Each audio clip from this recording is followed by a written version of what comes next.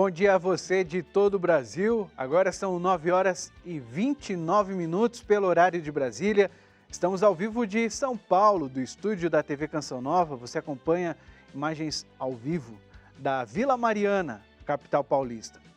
É hora de saber o que está acontecendo pelo Brasil e pelo mundo. Acompanhar as atividades do Papa Francisco.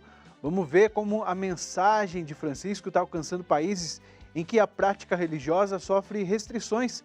Um convite à fraternidade e à amizade. Vamos conversar sobre as ações de combate ao novo coronavírus. Aqui em São Paulo, o governo estadual deve anunciar hoje o resultado parcial de estudos da vacina contra a Covid-19. Ontem foi Dia do Médico. A data é uma homenagem a São Lucas, padroeiro da medicina. Vamos juntos até 10 da manhã. CN Notícias começa em 2 minutos após o intervalo.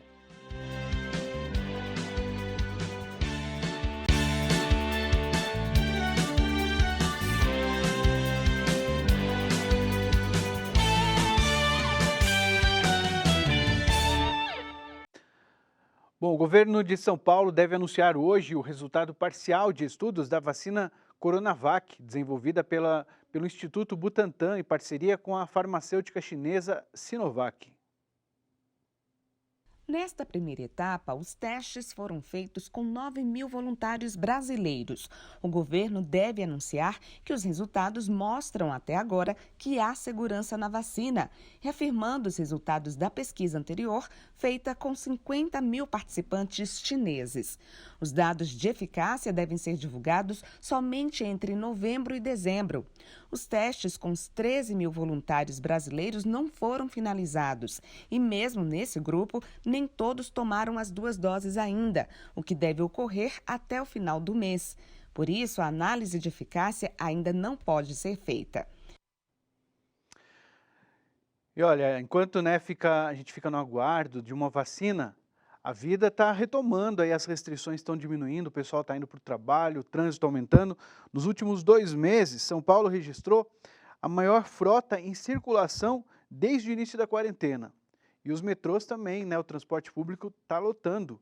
Uma falha em uma das composições e no sistema elétrico do metrô de São Paulo afetou a operação na linha 2 verde por volta das 6h20 da manhã de hoje. Essas imagens foram registradas pela Idalina Miranda, da nossa equipe aqui de jornalismo, enquanto ela vinha para o trabalho. Por conta do problema, a circulação de trens na linha 1 azul também foi afetada. Mais tarde, por volta das 7 da manhã, a operação de um monotrilho da linha 15 prata também foi afetada. Passageiros relataram lotação nas plataformas, gerando aglomeração em algumas estações. Às 9h10 da manhã, o metrô informou que o sistema estava normalizado. Vamos agora a Brasília, com as informações do Otávio Martins. O Tribunal Superior Eleitoral revela o número de eleitores aptos a votar este ano. O Otávio fala também como andam as discussões sobre a reforma administrativa e traz ainda outros assuntos. Oi, Otávio, bom dia. Bom dia, Rodrigo. Bom dia a todos que nos assistem. O Brasil tem aí 147 milhões de pessoas, um pouco mais de 147 milhões de pessoas aptas a votar nas eleições em novembro, nas eleições municipais que vão definir aí prefeitos e vereadores de mais de 5 mil municípios em todo o país. Então, 147 milhões de pessoas estão prontas para ir às urnas aí nas próximas eleições municipais que acontecem aí no mês que vem, o primeiro e segundo turno, onde houver necessidade. Agora vamos falar um pouquinho sobre a reforma administrativa, um dos grandes alvos do governo aí para a recuperação econômica, e essa reforma administrativa, por conta das eleições municipais, deve ficar somente para o ano que vem. Então, o governo deve dar uma cessada agora nas discussões, nos projetos que devem ser estudados aí para essa reforma, e deve ser retomado essas discussões somente no ano que vem, com um pouco mais de tempo para poder botar essa reforma para andar, que é uma reforma importante, mas também que deve ser discutida amplamente. Agora, vamos falar um pouquinho sobre os números da Covid-19 no país. O Brasil registra, infelizmente, mais de 53 mil mortes pelo novo coronavírus.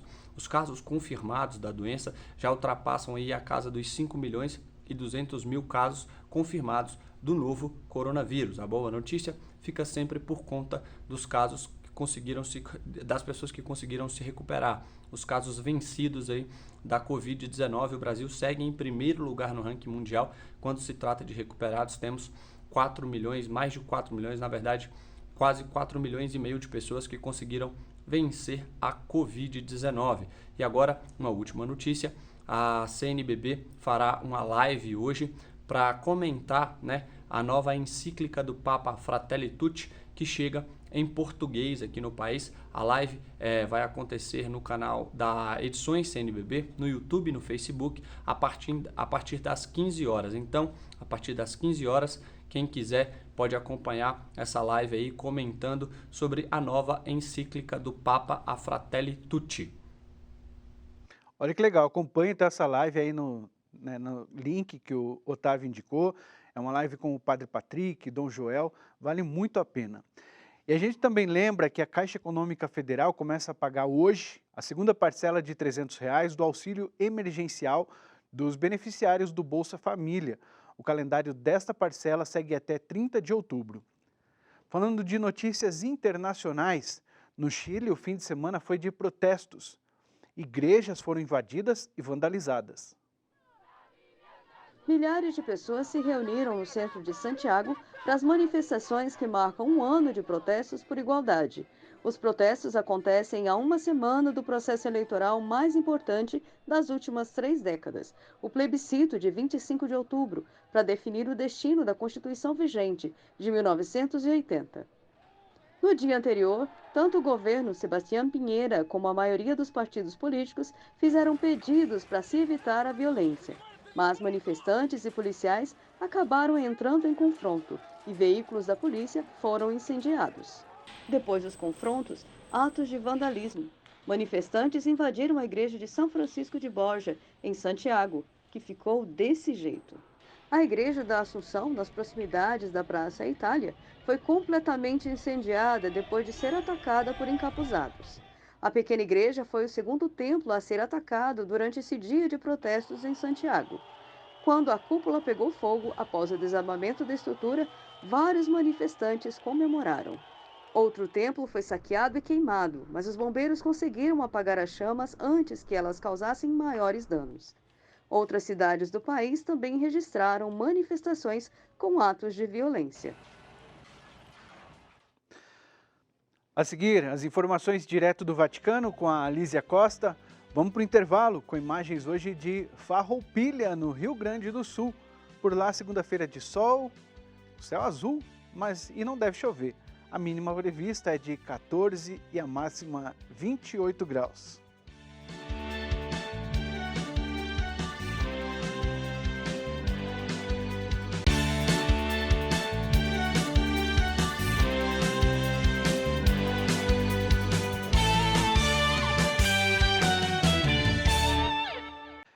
São 9 horas e 41 minutos, estamos ao vivo. No domingo, o Papa Francisco comentou o Dia Mundial das Missões e rezou por missionários perseguidos. Na reflexão do Evangelho do dia, Francisco afirmou que os cristãos devem toda a sua vida a Deus. Quem traz mais informações é a Lísia Costa. Bom dia a todos. Ontem foi um domingo ensolarado, muitas pessoas participaram do momento do Ângelus com o Papa Francisco. Ele comentou sobre o Evangelho, diz que nós temos impresso no nosso coração a imagem de Deus, devemos dar a Ele toda a nossa vida, mas também, assim como Jesus fala no Evangelho, dar a César o que é de César, ou seja, pagar as taxas, contribuir também, viver na sociedade respeitando todas as leis e regras que existem nela. E o Papa, no final, recordou que ontem era o domingo dedicado às missões e o tema deste ano era Eis-me aqui, envia-me como tecelão de fraternidade. Diz que a fraternidade é construída, ou seja, todos nós precisamos colocar a mão na massa, também construir com as nossas atitudes essa fraternidade. E recordou também de maneira especial, agradecendo a Deus pela esperada liberação do missionário italiano Pierluigi Macali, que em 2018 foi raptado na Nigéria, foi liberado há pouco mais de 10 dias. O Papa Francisco manifestou a alegria de saber dessa notícia e rezou por todos os missionários, catequistas e tantas outras pessoas que são perseguidas por causa da fé, em todo o mundo. Pediu a todos que rezem por essas pessoas que continuam enfrentando essas dificuldades. O Papa também pediu pela Líbia, pediu que todos nós continuemos a rezar pela situação na Líbia, que é muito trágica, e pediu a todos que se façam um caminho eficaz de diálogo. E ontem aqui na Itália, o primeiro-ministro assinou no início da noite o novo decreto com algumas novas regras para a contenção do coronavírus, que de novo aqui na Itália, aqui na Europa, temos visto essa segunda onda de contágios. Nesse final de semana chegou a mais de 11.700 contágios em 24 horas, um número muito maior, inclusive, de quando nós vivemos o ápice da epidemia no mês de março, abril e maio. E o primeiro-ministro, Giuseppe Conte, colocou novas regras, não muito rígidas, mas pedindo principalmente a atenção de todas as pessoas. As aulas continuam, as universidades, a preferência é pela aula online, os restaurantes, estão abertos até a meia-noite, mas a orientação é que todos estejam sentados, uma mesa não pode ter mais de 6 pessoas. E as regiões têm autonomia para tomar algumas outras medidas, caso seja necessário, como entre elas, o fechamento de vias e praças, pontos turísticos, às 9 da noite. Então, por aqui, ainda muita atenção e, com aquilo que o próprio primeiro-ministro pediu, muito respeito um com o outro para conseguir vencer essa segunda onda. De Roma, Lísia Costa, para o Canção Nova Notícias, edição da manhã. No início do mês, o Papa Francisco lançou a sua nova encíclica, Fratelli Tutti, que em português significa todos irmãos. A mensagem sobre fraternidade e amizade tem chegado em países onde a prática da religião sofre muitas restrições. Vamos às informações direto de Macau, na China, com o nosso colega José Miguel. Bom dia, Brasil. A nova encíclica do Papa Francisco, Fratelli Tutti, já chegou a Macau. Aqui em Macau, uma das 2 regiões administrativas especiais da República Popular da China, os sacerdotes, pessoas consagradas e os leigos podem, desde há dias, adquirir a enciclopédia Fratelli Tutti na Livraria São Paulo, uma pequena livraria situada junto à Igreja da Sé Catedral e que é gerida pelas Irmãs de São Paulo. O novo documento chegou a Macau pela mão dos padres missionários claretianos, estando disponível apenas em inglês.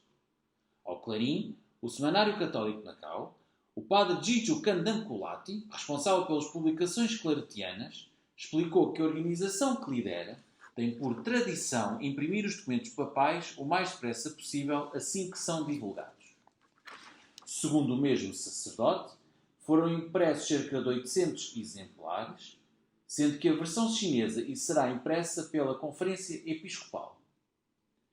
Para além de Macau, a nova encíclica pode também ser adquirida na região administrativa especial vizinha de Hong Kong. De Macau, José Miguel Encarnação para o Canção Nova Notícias. Ainda falando de notícia internacional, após o bloqueio de 3 semanas, o governo de Israel comunicou a primeira fase da suspensão de algumas restrições. Vamos saber os detalhes com a Danúbia Gleiser.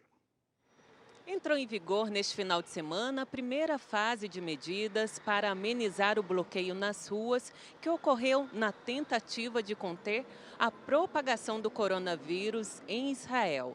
De acordo com as novas decisões, passa a ser permitida a abertura de locais de trabalho que não recebam o público. Creches e jardins de infância para crianças de 0 a 6 anos voltam a funcionar conforme medidas aprovadas pelo Ministério da Saúde. Está permitida a reabertura de reservas naturais, parques nacionais e praias. A restrição da saída a apenas 1 quilômetro de casa foi suspensa. A Praça do Muro das Lamentações, o Monte do Templo e a Basílica do Santo Sepulcro podem ser reabertas à oração de acordo com as medidas de proteção determinadas pelo Ministério da Saúde. De Jerusalém, Danúbia Gleiser para o Canção Nova Notícias, edição da manhã. A seguir tem a previsão do tempo e a gente segue com imagens de Cuiabá. A temperatura mínima na capital de Mato Grosso é 22 e a máxima 36 graus. Tem previsão de pancadas de chuva para o período da tarde.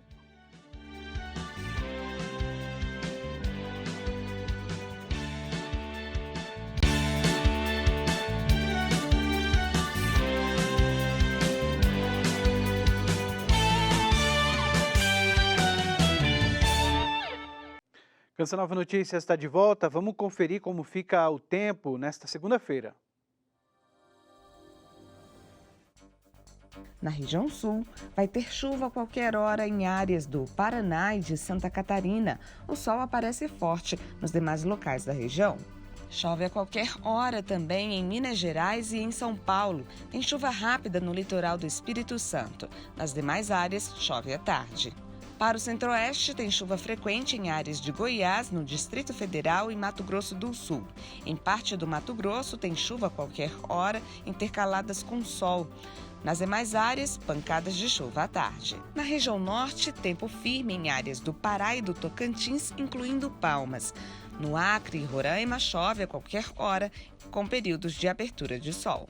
No Nordeste, chove em alguns momentos do dia, no litoral da Bahia, e tem pancadas de chuva à tarde para o restante do estado baiano. Chove rápido em toda a parte costeira da região e não chove nos demais locais.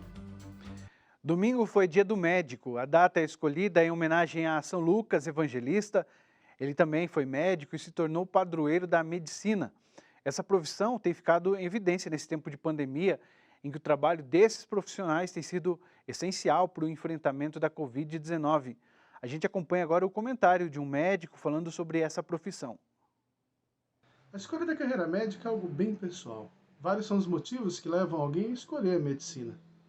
História pessoal, história de doença na família, problemas enfrentados durante a infância, a adolescência, perdas na família, a possibilidade de ajudar os outros por questão de ganho financeiro, status social. Na verdade, vários são os motivos que mobilizam hoje alguém a escolher a carreira médica e, pessoalmente, o que mais me mobilizou na escolha foi poder estar próximo das pessoas nos momentos de dificuldade. Impactar a vida delas de uma forma positiva e intensa, fazer a diferença. Isso acaba mobilizando a maioria dos profissionais médicos. Os grandes desafios da medicina nos próximos anos são permitir que a medicina continue humanizada e inclusiva. Com o advento de novas tecnologias, novos tratamentos, a medicina tem se tornado seletiva e nós não podemos permitir isso. Também são novos desafios incluir a telemedicina, outras formas de tratamento, a medicina alternativa, de forma a propiciar uma medicina pessoal, que o tratamento seja muito pessoal, que o segmento seja muito pessoal. A humanização continua sendo o eixo central e o grande desafio a cada dia do médico. Ser técnico sem deixar de ser humanizado. Durante a pandemia, a medicina realmente teve que ressignificar o seu papel. Um trabalho multiprofissional muito intenso, o autocuidado do médico durante as suas práticas, o papel de assistência do médico muito intensificado nos cuidados em terapia intensiva, mas o papel de educador do profissional médico, o papel de gestor do profissional médico. Nunca nós tivemos que fazer tanto com tão pouco. E essas são outras vertentes da profissão que ao longo da pandemia se destacaram. O médico gestor, o médico educador e o médico que se cuida durante a assistência. É um grande prazer estar com vocês e até a próxima. Parabéns a todos os médicos. Agora há pouquinho o Papa Francisco postou uma mensagem na rede social, é um incentivo para todos rezarem o terço. Diz assim: eu os convido mais uma vez a segurar o terço e elevar o olhar a Nossa Senhora, sinal de consolação e de esperança certa, como fazem hoje em todo o mundo 1 milhão de crianças que rezam pela unidade e pela paz. E assim a gente encerra esta edição do Canção Nova Notícias. A seguir tem o programa Cantinho da Criança. A gente se despede com imagens ao vivo da Avenida 23 de Maio, aqui em São Paulo, imagens do Rafael Tedesco.